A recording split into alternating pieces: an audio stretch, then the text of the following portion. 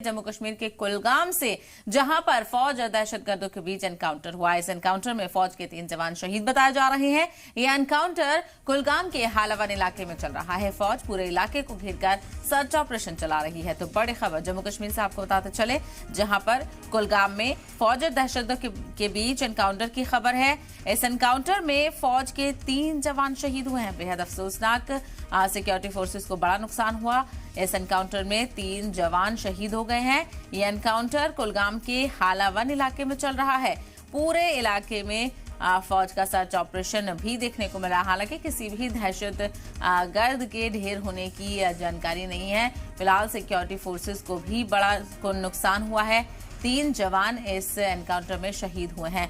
गोलियों का तबादला दोनों तरफ से देखने को मिल रहा है और गोलियों के तबादले के नतीजे में 3 जवानों के शहीद होने की खबर सामने आ रही है। हालांकि दहशतगर्दी को लेकर सिक्योरिटी फोर्सेस लगातार अलर्ट रहती है, मुतहर्रिक रहती हैं, लेकिन फिलहाल कुलगाम में जो एनकाउंटर चल रहा है उसमें सिक्योरिटी फोर्सेस को बड़ा नुकसान हुआ है।